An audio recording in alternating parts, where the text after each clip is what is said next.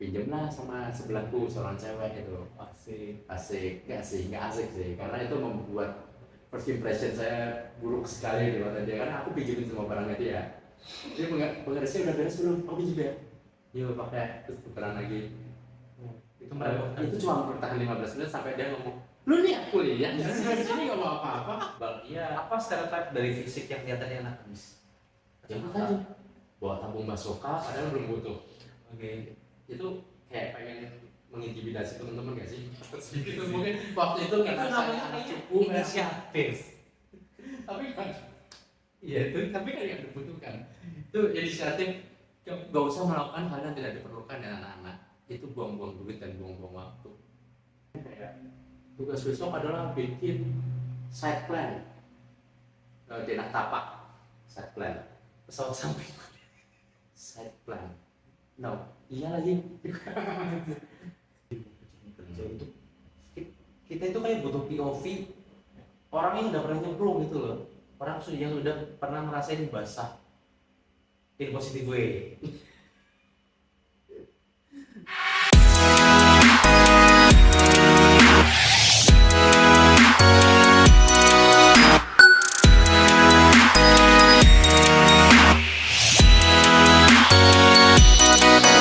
Terus dengan segala dinamika yang berat itu ya, Koreki lulus dengan predikat yang baik atau gimana? Predikat yang bersyukur aja sih. Bersyukur. Ya. Predikat baik itu gimana sih? Apa? Maksudnya? Ya aku tahu juga, aku baru semester 2. Predikat baik itu kayak, oh dosen bilang ini anak baik lulus gitu. Atau predikat apa sih?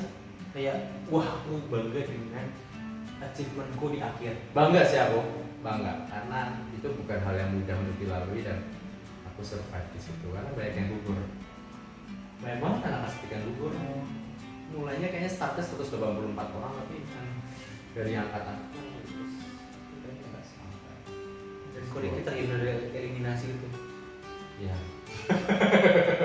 Kayak Bangga nggak sih? Bangga sih.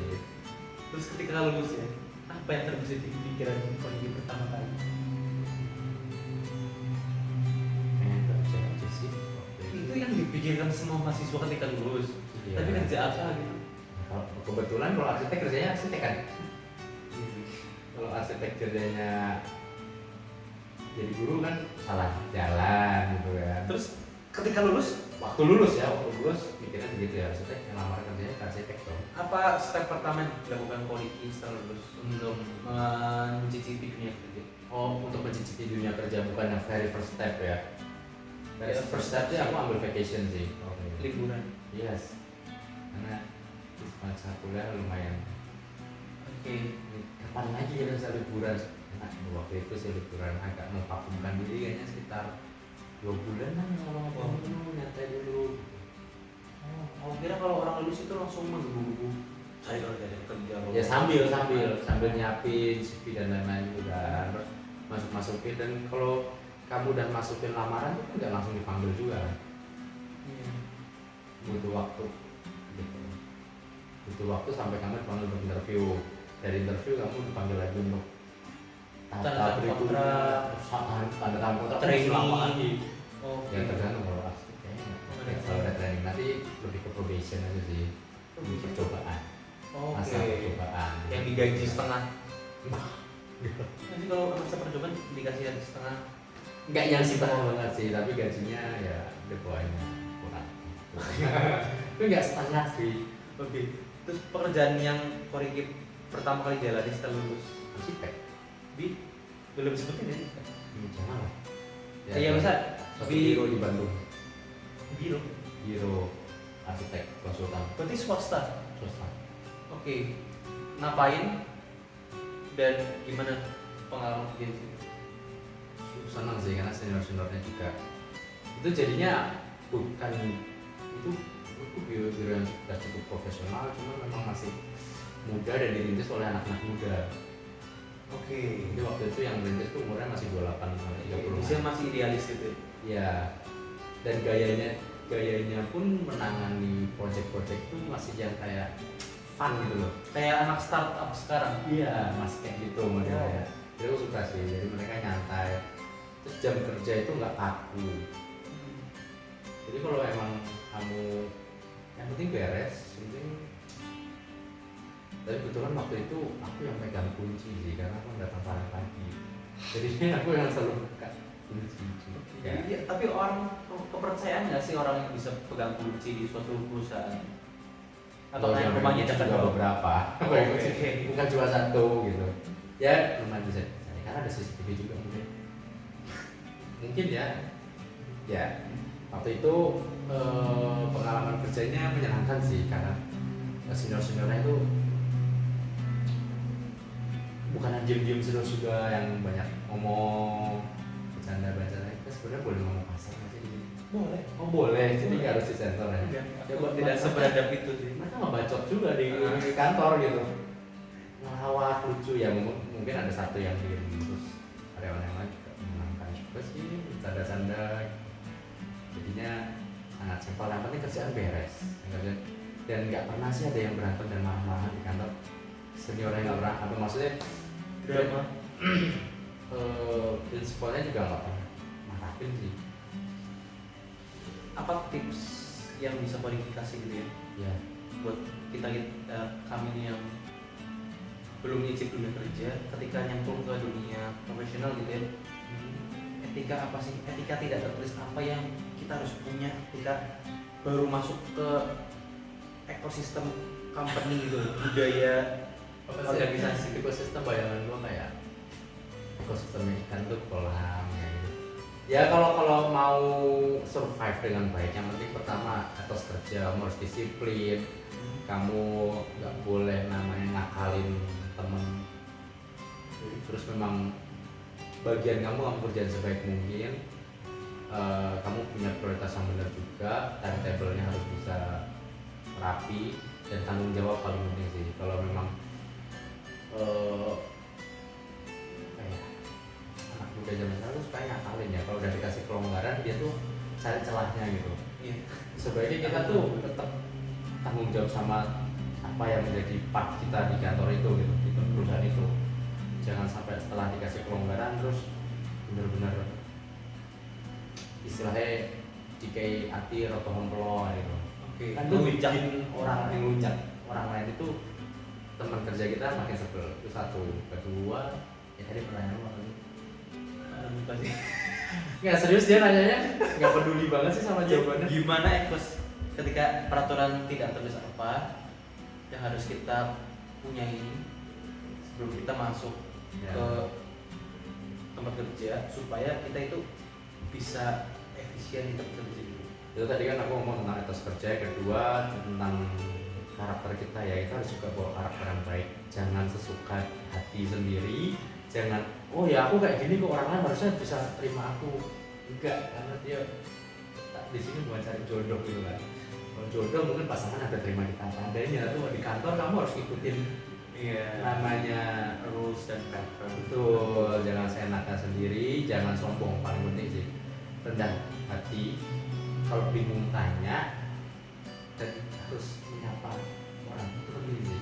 Oke, itu budaya kolektivis Indonesia sih. Kolektivis Indonesia bagus rasanya. Coba kalau terasa saya nggak ngerti kolektivis Indonesia. Ya individualis, kawannya kolektivis itu juga. Oh, Indonesia punya itu enggak juga. Indonesia itu lebih Kolektivis. kolektivis. Ya, kalau Eropa terus individualis. Tapi banyak pribadi-pribadi yang ngecap dirinya introvert. Ini untuk para introvert saya kasih tahu ya. Introvert gak berarti individualis. Introvert gak berarti gak bisa untuk bersosialisasi dengan baik, ya kan?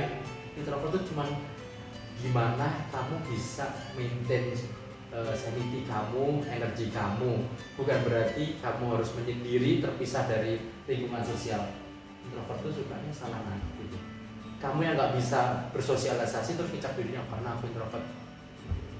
Sosialisasi penting karena kita makhluk sosial. Oke. Berarti itu penting, tetap harus dijalankan. Pertanyaannya apa tadi, aku lupa. Enggak, pertanyaan sebelumnya itu ya. Iya. Itu masih yang Aku kok bisa sampai sini sih ngomongin apa? pertanyaan selanjutnya dia. Seberapa krusialkah komunikasi dalam dunia kerja? Yuk. Krusial atau enggak? Komunikasi. Komunikasi apa dulu nih yang mau dikomunikasikan? Gosip itu juga komunikasi. Dunia kerja itu nggak penting. Cuman kalau pembagian tugas harus jelas. Oke. Di mata kuliahku ada namanya komunikasi organisasi. Aha. Organisasi bisa dalam artian juga korporat atau perusahaan. Biasanya ada yang objektif, sudut pandang itu objektif gitu ya. Berarti fokus pada rules dan goals gitu loh. Aha. Analoginya manusia seperti mesin, jadi udah ada job desk-nya, harus melakukan secara optimal dan segala macamnya. Tapi ada yang subjektif. Paham subjektif ini lebih ke gimana sih dinamika itu terkreat dalam suatu perusahaan itu. Jadi nggak terlalu strict seperti paham objektif. Menurut kamu yang cepat berkembang ya Mas? Nanti jadi topik perdebatan itu. Tergantung. Ketika semua orang tua kan lebih objektif, lebih optimal pada objektif.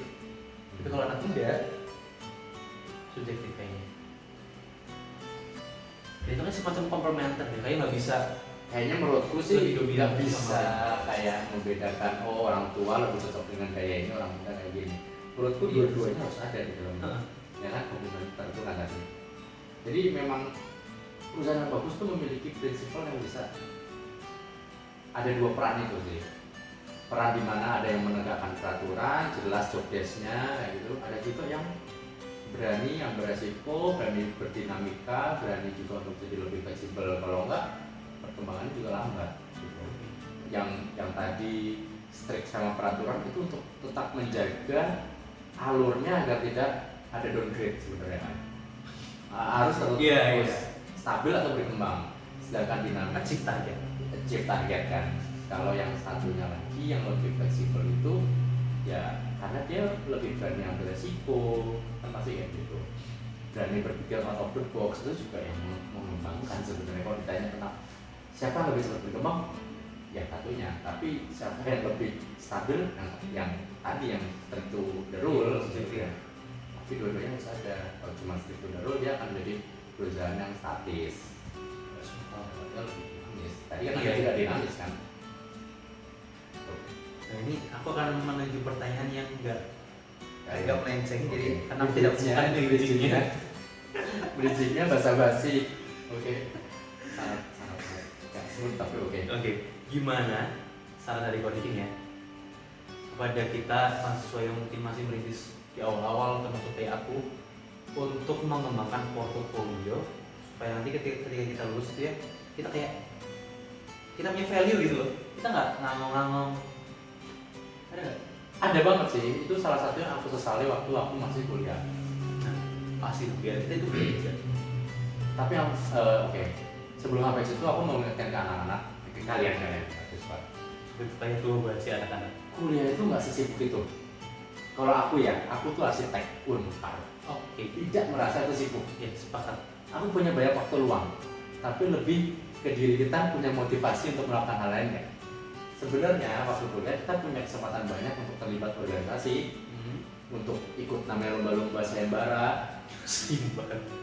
Sayembara. Kalau aku arsitek kan sayembara. Gila itu apa ya, kayak kerajaan Barat. Apa dong bahasa Indonesianya? Yang kompetisi boleh. Ya, waktu itu namanya sayembara, mungkin lebih kerennya kompetisi atau kompetisi gitu. Ikutilah kayak gitu. Even nggak menang, kamu tuh dapat value-nya tadi, kamu punya portfolio nambah. Menjadi peserta lomba ini. Namun pasti peserta dapat sertifikat juga kan, seperti itu.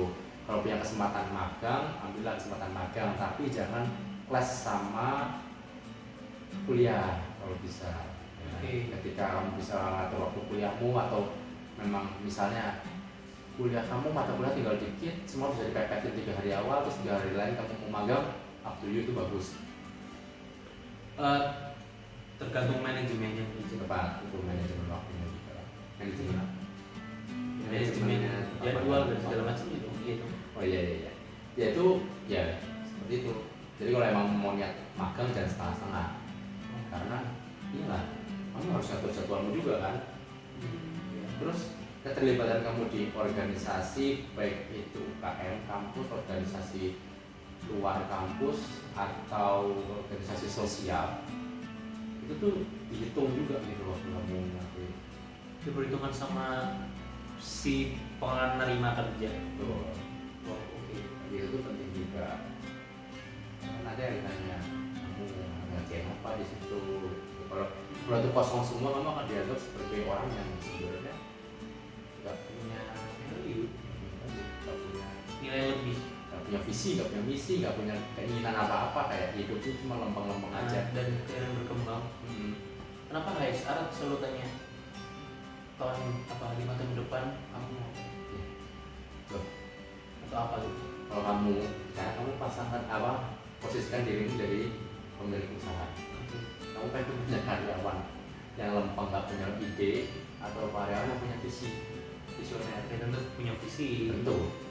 Indikatornya adalah punya 5 tahun ke depan gitu. Ya, dan bisa jadi juga misalnya kalau HR-nya cukup ngulik ya, maksudnya bisa memahami orang ngomong dengan baik, dia bisa tahu sih orang tuh kira-kira akan bertahan lama nggak di perusahaan, atau dia punya ide untuk lepas dari sini atau cari perusahaan lain, atau dia cuma batu lompatan. Iya gitu kan. benar.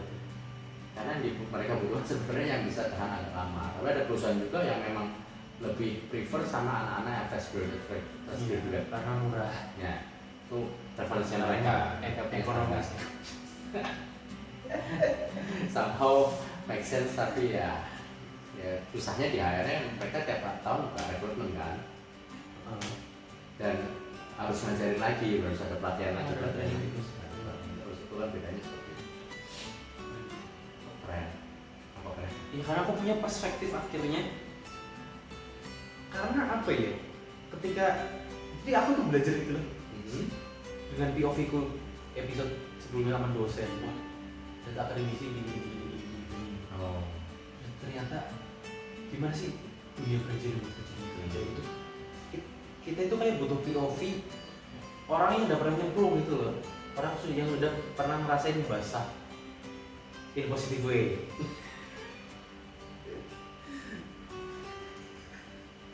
Gitu ya, yang udah berpengalaman, jadi kita setidaknya ngintip dan kita bisa tahu. Ya kan Go?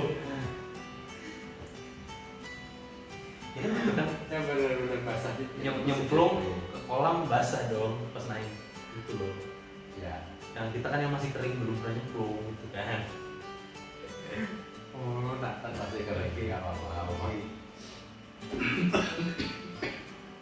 Tapi selama kehidupan Koko yang cukup panjang rada ya.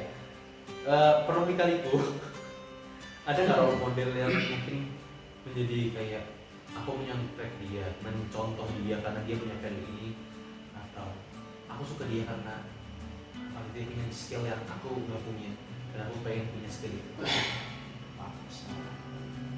Manusia tuh nggak ada yang sempurna. Oke.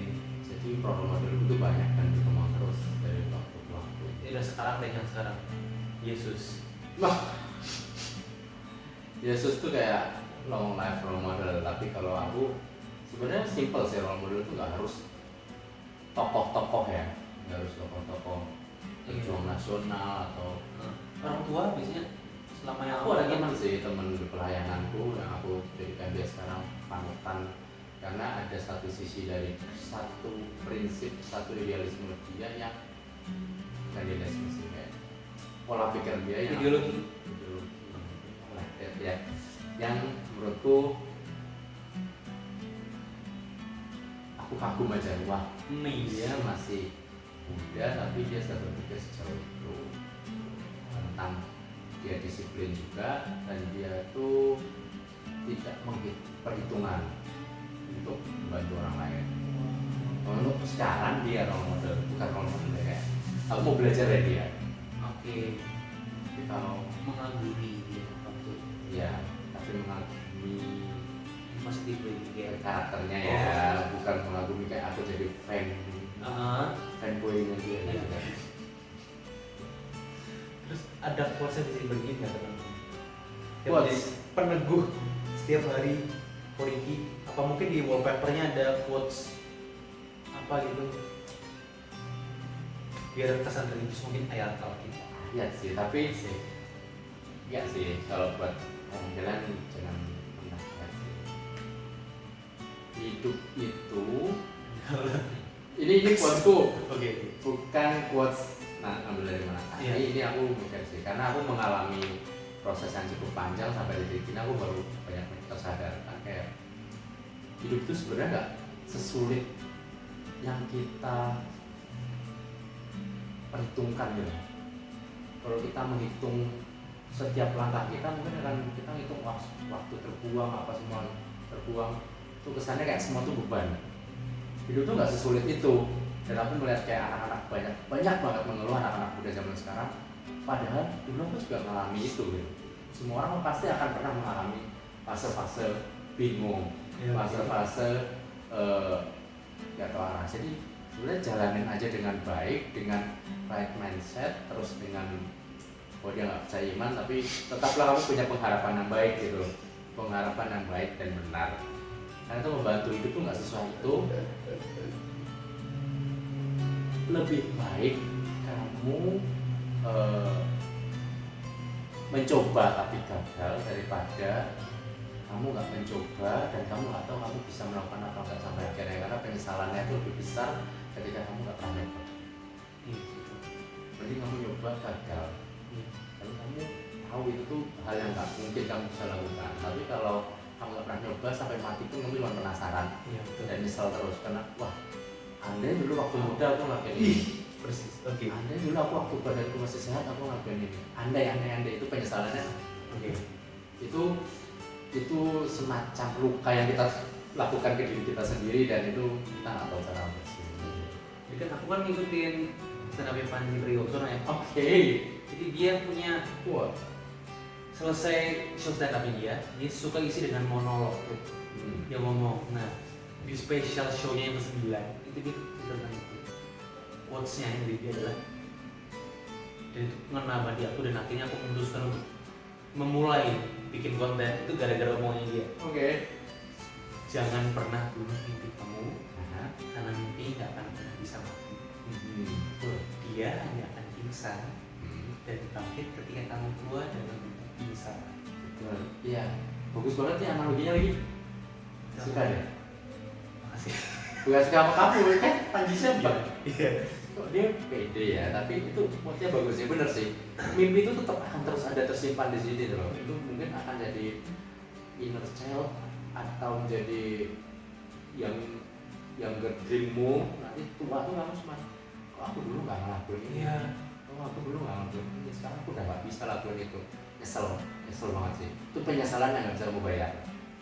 Dan kata-kata trigger selanjutnya setelah kemudian, lu nggak mau nangis ditanya cucu dulu kakak cita-citanya. Oke, bener. Itu bener juga. Itu ironis nggak? Kalau mungkin kita udah beranak pinak, Beranak pinak banyak. akhirnya kita Pasti cita-citanya bukan beranak pinak kan? Iya. Tapi itu yang tercapai. Iya. Beranak pinaknya. Oke, terus Punya cucu kecil gitu. Kakak cita-citanya apa? Terus kita harus bohong gitu. Kakak dulu cita-cita jadi ini, tapi nggak tersampaikan. Itu kayak ngasat ya. Jadi kayak investasi gitu dia harus ironis. Nggak apa-apa. Oh ya, kalau kalian punya cita-cita, coba dulu aja cita-citanya. Kalau jangan takut salah jalan. Maksudnya gini. Kayak dulu kan aku pengen jadi psikolog dan jadi arsitek. Akhirnya aku coba jadi arsitek dulu. Akhirnya ya jalan-jalan aja, tapi mungkin menurutku aku nggak di situ gitu menurutku. Kayaknya psikolog lebih cocok buat aku. Dan itu kenapa aku bisa, dan itu aku pakai di pelayanan. Mean akhirnya jalan dua-duanya gitu. Tahu nggak? Arsitek jalan, pelayanan jalan. Dan aku juga mungkin akan belajar psikologi lebih banyak lagi, baca-baca buku itu kan gimana kamu motivate dirimu sendiri kan. Jadi jangan patah semangat merasa kesempatan sudah terlewat, tapi sepanjang hidup tuh pakai aja buat belajar dan coba hal-hal yang baru yang mungkin bisa kamu enjoy sih. itu kata-kata penutup yang bagus. Terima kasih Ko Riki sudah mau sharing-sharing dan POV baru buat kami teman-teman mahasiswa yang masih buta dan nanar akan kehidupan di depan. Nanar. Itu nanar lucu. Hah? Nanar itu Nanar kelihatan itu kayak menatap tapi kosong dan bingung. Oke. Benar nggak sih? Lah maksud kamu nanar apa? Ini tadi ya kan bingung kan. Natap kayak nggak ngerti gitu. Ya itu nanar. Kok bisa ya bikin kata-kata itu? Nah, si anak ilkom banget sih. Tapi mohon maaf kalau misalnya dari obrolan tadi ada kata-kata yang kurang berkenan menyinggung. Tentunya dari pihak kami pun tidak ada motivasi atau niat sedikit pun buat menyinggung karena ya kita cuma bercanda-canda doang. Dan Oh, jadi ini bercandaan doang? enggak, ya kebanyakan. Gua kira serius. Semoga bisa dapat insight dari sini. Gue bikin keras tau nggak buat ini? Oke, maaf ya. Oke. Jadi ini bercanda aja teman-teman. Kalau ada informasi yang salah juga, mohon dimaafkan. Tapi kalau ada yang bisa dipetik, Gak tau nih. Dia mau metik apa sih? ada yang penting atau bisa digunakan dalam kehidupan selanjutnya bisa dipetik dan diimplementasikan dong. Iya. Ya itu tujuannya ada acara ini kan. Harusnya bukan cuma buat bercanda. Nah, serius. Tujuan acara lu apa sih? Kita harus ada goalnya nggak sih? Educate. Oh ya, semoga kan goalnya tercapai, teman-teman. Ya, acara ini goalnya tercapai nggak sih? Urusan kita ngomongin apa sih? Semoga kalian memetik sesuatu. Harus kalau nggak kepetik apa-apa ya cari pohon lain aja. Kayaknya berdiri ada lucu sih. Nggak apa-apa. Nah, ini kata closingnya adalah kalau kalian tanya kenapa obrolannya gini, namanya juga pernah mahasiswa.